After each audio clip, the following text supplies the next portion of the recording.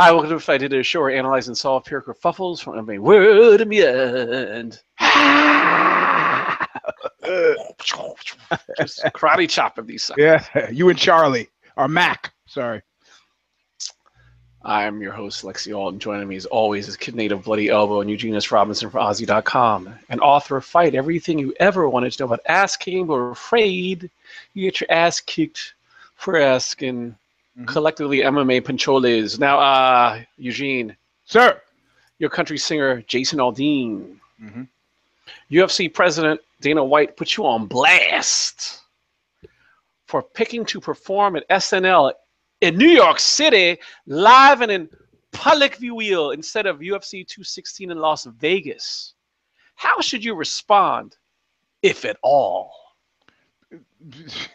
You know, I'm a musical performer with millions of fans, possibly platinum records, a huge fan base. I don't give a shit about MMA. Like somebody once said, MMA now has been successfully lost battalion into pro bull rider status. Give a fuck what the bald guy has today. You got some TV show? What, on basic cable? Sorry, bro. Don't give a fuck. Hey, when you start putting out a music magazine, get back to me. Until then, my millions of fans will keep honoring the dead in our own way. End of story. What about you, Nate? He said it all, man. I could just mime this one, just like mime is money. Mime is money. Yeah, I mean, Aldean doesn't give a fuck about Dana White. Dana's trying to play local hero with the Vegas angle is the thing here, and nobody gives a shit. That's trying to make up for having stepped out on that MMA match to watch a boxing match. Yes. But Aldean, and if I was Aldean, I wouldn't be going back to Vegas for quite some time, maybe ever. I mean, it's got to be a pretty horrific experience to live through. And onward and upward, man. Saturday Night Live doesn't call every day. Was he booked for Saturday Night Live before the massacre, or was this a exploitation booking on their part? See, huh? You're Lorne Michaels. Yeah. Do you capitalize on the tragedy by booking Jason Aldean? No. Yes, you do. And you don't make any jokes about Harvey Weinstein because you're a scumbag. All right. And we're going to get that in our... Yeah, okay. Yeah, we'll get to that next time. I'm sorry, what show is that, Alexa? That's the show called If the Shoes Fit, immediately after this one. Nice. All right. Cancel out, follow the link, and join us there for the magic, baby. Anyway, speaking of magic or lack thereof, Nate, your interim UFC lightweight champion, Tony Ferguson.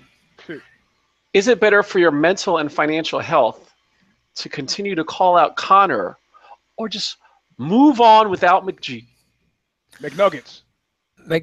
I think that he should shit talk McNuggets all he can. I mean, get that McNuggets all over him. Did you hear Ferguson was claiming he was trying to burst the staph infection on Kevin Lee's chest, that he was deliberately targeting it? Which, who said that? Ferguson did. He said, I didn't care.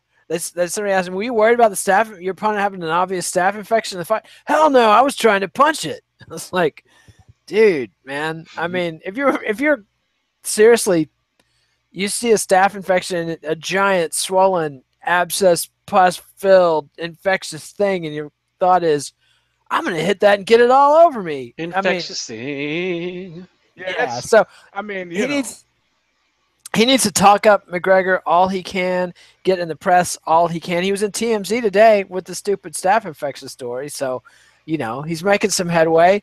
And definitely talk about McGregor, but go ahead and book Khabib. But if you're Ferguson, who would you rather fight, Khabib or McGregor? I'd rather fight McGregor myself. Money weight. Well, money talks. Money talks, and who's a harder fight? Yeah, right. Khabib. Right. So what about you, Eugene?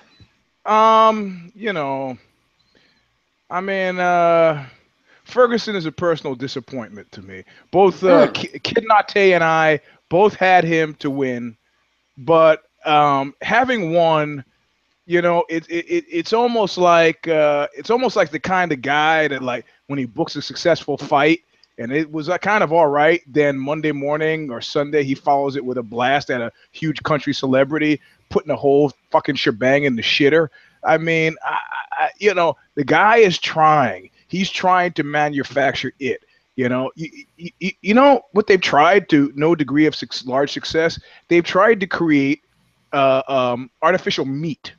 And they do have artificial, like vegan meat made out of beans and so forth. But the scientists have tried to duplicate the chemical compounds of, okay, take some carbon, take some this, take some that, have tried to create meat that's not plant-based, like meat, like tried to make it. And each and every time, it's like one of those sci-fi movies. Go, it looks like meat. They cook it, smells like meat, and then they put it in. It's got the same chemical compound. We have just used the atomic building blocks of meat to create this thing, and then people put it in their mouths, and it tastes like fucking shit. That's how did you know? How do you know? Huh? I'm reading the media report, so I see. I mean, why do I have this antipathy for Ferguson? You know, and it's a lifelong antipathy I've had for phonies. He just feels like a phony to me. You know. Yeah. And in his slavish devotion to try to create some McNuggets magic, it's just like, yo, bro, be your. You know, is this if this is who you are when you're at home, you're fucking annoying. And if this is not who you are when you're at home, why don't you try to be that guy? You know. Like I was having this cognitive dissonance with the Joe Rogan that the Tony Ferguson that Joe Rogan was talking about was different than the Tony Ferguson that I was seeing. You know, he's like, oh, you guys are pretty creative. He makes his own machinery, he does this stuff. He goes up to Big Bear. He sounded like a pretty unique kind of quirky cat, you know. And the guy with his breakdancing and the mugging and the thing. Now suddenly we got Anthony Kiedis in the cage. Fuck off. Oh, there you go. I know that says it all. Your personal beefs.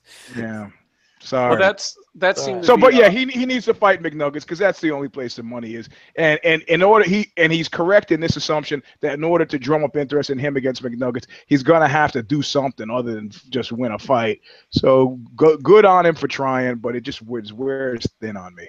I think he should just have a huge campaign of like life after McGregor. You know, just totally act like he's not coming back, that he's, you know, I'm doing this, whatever. You know, see if you can get the attention of McGregor by ignoring and not playing into it.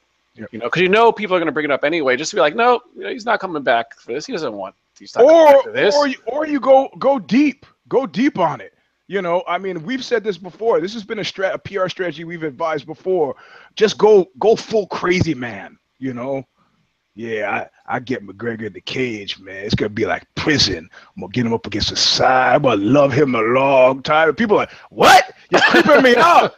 What the fuck? You want? I mean, play that card, Jack. That's probably, you know. Look, I remember dating this woman who was like an aerobics chick, you know, and she was like, don't you find working out to be such a positive experience? I go, my workouts? Nah, they're not like that. My workouts are not like that.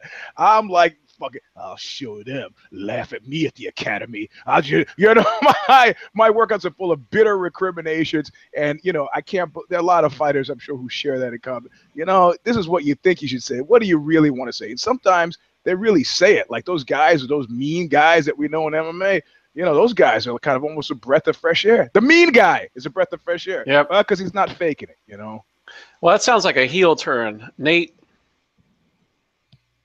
Heel turn this week. I don't know if y'all heard, but Mark Hunt got pulled off the next Australian card for medical reasons. Now, I'm no doctor. I mean, I play one at home, but I'm not actually a licensed medical doctor. But I'm connecting the dots here.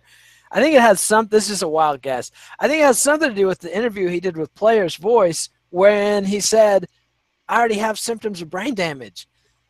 Hello, dumbass. If you want to fight to make money, don't tell people you've got brain damage because then they cannot book you in this PR conscious world. So, Mark Hunt, you played yourself, chump. What are you fucking thinking? I mean, honestly, if you have brain damage, I don't want you to fight. Don't fight. But if you want to fight, don't go be saying, I got brain damage. I mean, pick one. You know, either retire and take care of your health, or press forward and mum's the word, you know, ixnay on the aim damage day, dude, because it's just, because otherwise you gotta press forward with the Lost Battalion, Eugene. Well, you know, it cracks me up, like guys who say like, okay, oh man, I got stopped by the cops. I got to get ahead of this in a PR sense. A cop walks up to the window. I am so fucked up. What? How did you get ahead of that? And the PR says by telling the cop that stopped you for drunk driving that you were drunk. We knew you were fucking drunk. You know, it's like Mark Hunt. We know. Lost Battalion. Man, where do we start? Where do we start? I mean, okay, we're already accepted. I don't have to keep prefacing it with the fact that we know that that the whole sports in the Lost Battalion. We don't have to keep saying that, do we? We don't. The reality of it is we're looking for micro entries in the Lost Battalion, and those would be, I hate to say it, but it's going to smack of me shitting on something that has not happened, which is there's some variation of counting chickens before they're hatched. But do you see, I'm listening to his mouth flap and his jaws flap, and he's doing a game day at trying to keep things alive. But I'm going to have to look at Mr. Bisping. You know, I mean, he's a short timer anyway, and you know he's been on the outs and the shits for me for a long time. Haven't, you know, because of the Matt Hamill thing, because of the George Rivera thing, because of the Anderson Silva thing, which I think that was a questionable deal. But whatever. Anderson Silva was done, and Bisping is talking like there's a tomorrow for him. You know, I mean, if he beats GSP. That's not a heavy lift. A guy with 4 years of ring rust who was punching up, it's not that big of a lift. Do you think he's going to get beyond a Luke Rockhold again if Rockhold keeps sane, doesn't kill himself before he gets? I don't think there's a tomorrow for Bisping.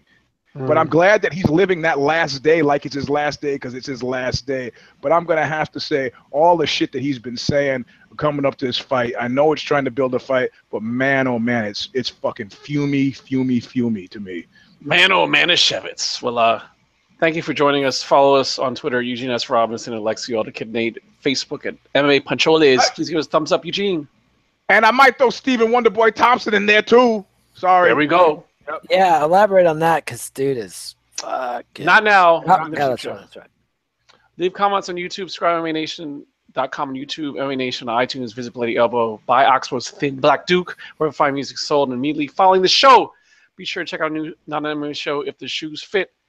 It's in the link, right? It should be in the Read More. It's in the description, yeah, right below the description, right below it. Click it. We're going to turn this off and go right to it. Yes. We'll be back next week with another installment. If I did it, we don't know what we're going to talk about yet because the PR mistakes need to be made.